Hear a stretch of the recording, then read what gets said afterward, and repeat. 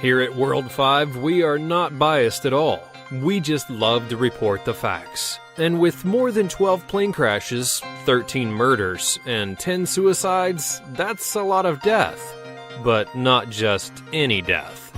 Join us as we look at the connection to Bill and Hillary Clinton and their alleged death victims. It all begins with Ron Brown.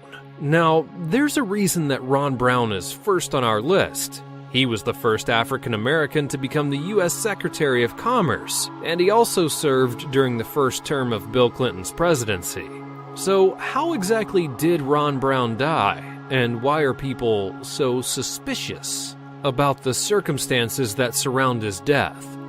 As it turns out, Brown was killed during a plane crash near Dubrovnik in Croatia in 1996, and many people believe that Bill Clinton was involved in his murder. Brown was near indictment and threatened Clinton that he would not go down alone. The day afterwards, Brown's lawyer was murdered in a drive-by shooting. And the day after that, an air traffic controller in charge of the plane during the crash was found dead. Now, Brown may have been shot in the head during the flight, according to X-rays, and the United States claims that there was no black box found on the plane, even though television shows aired teams pulling it out. Sounds rather suspicious, don't you think? Bill Shelton and Kathy Ferguson. We're putting these two together on our list because they were engaged. They were also both connected to Clinton, and both died just 1 month apart. And what was their cause of death? Well, it was ruled as a suicide. But was it really? Let's have a closer look. Kathy Ferguson was a witness during Bill Clinton's sexual assault case that involved Paula Jones. She was found dead in Shelton's apartment with a gunshot wound in her head. At the time, it was ruled a suicide. But why would this woman have several suitcases packed if she wasn't going somewhere? And what about her fiancé, Bill Shelton? Well, a month later, Shelton apparently killed himself at her gravesite. And of course, it just sounds like your typical heartbreak Romeo and Juliet scenario. But he was also killed with a gunshot wound to the head. And the coroner who examined his wound said that it was very similar to Ferguson's. Either this is a complete coincidence, or everyone is becoming really skilled at self-inflicted headshots these days. Moving right along, we find ourselves with the mysterious case of Barbara Wise. Wise's death is by far the most mysterious out of any on our list.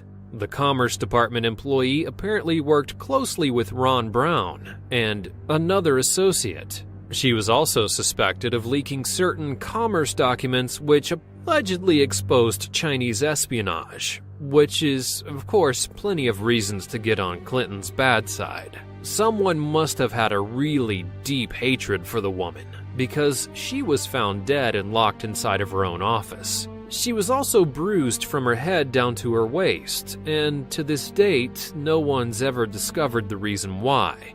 Plenty of speculation surrounding the event leads many to think that she was tortured for hours on end before her death. It also leads you to wonder why the Commerce Department apparently doesn't have any security cameras around their building. And following victims who died by headshot, we find Ed Willie. Willie was involved in plenty of Clinton's fundraising events, and his cause of death? You guessed it, suicide, with a perfect shot to the head.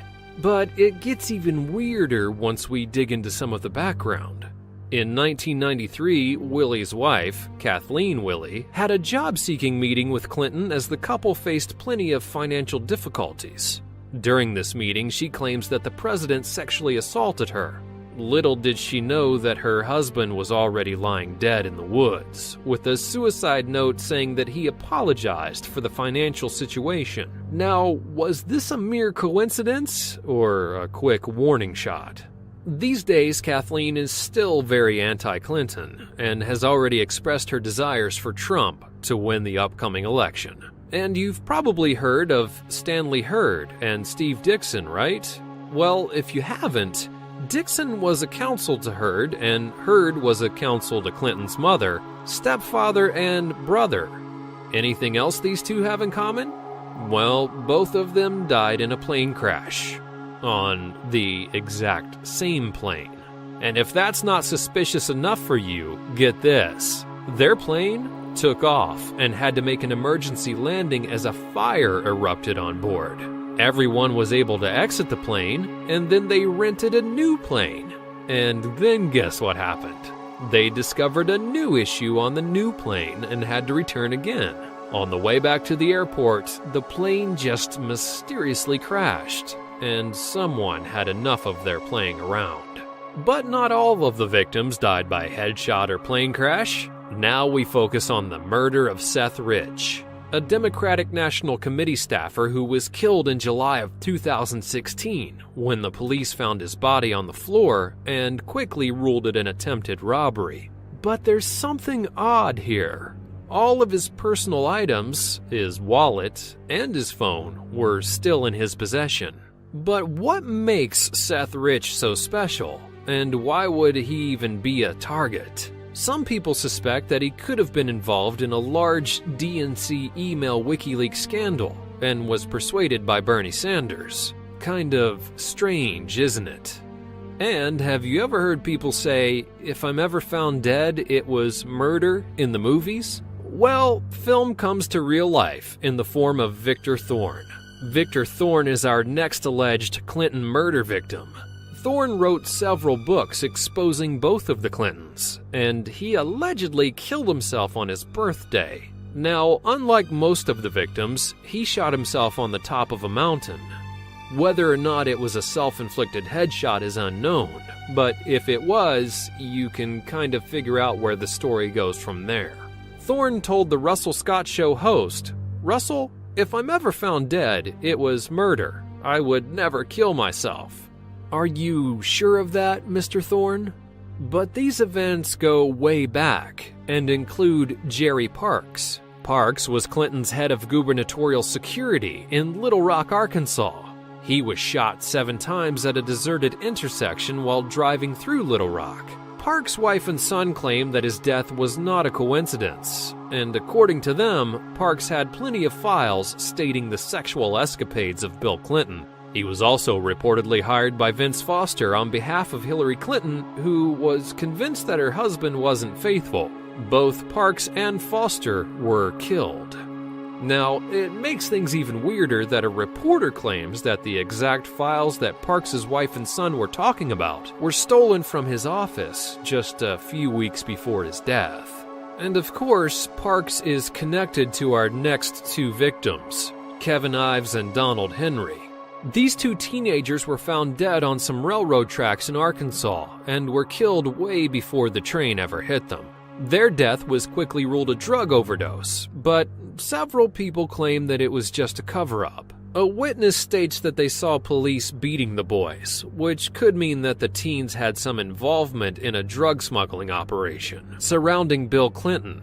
And why do people think that their deaths were not accidental? Autopsies reveal that Kevin died from a crushed skull before he was ever placed on the tracks. And Donald? Well, he was stabbed in the back, and not metaphorically. Kevin and Donald are both connected to the death of John Hillier. The NBC cameraman was working on several cases that could easily expose the Clintons, and he was also involved in exposing the Arkansas drug smuggling operation. Hillier and his associates became friends of Gary Parks, the son of Jerry Parks, who we mentioned earlier, and they stayed at the safe house where they could discuss the events and further mysteries behind the Clintons. And if that's not convincing enough for you, each person that Hillier tried to interview regarding the case mysteriously died, and it became enough for Hillier to fear for his life. One day he called up his journalist and stated that he discovered new leads for the case. They planned on meeting, but apparently Hillier died of a heart attack just a few days later. Was it a coincidence? Maybe too much stress to look after his health? We may never know. And the list goes on and on and on, including Vince Foster, Hillary's law partner, who suspiciously died, of course believed to be a suicide. But what do you know? Tell us in the comments below. And while you're here, be sure to subscribe to our channel for more videos like this one, and check out some of our other videos on the Clintons before you go. Thanks for watching.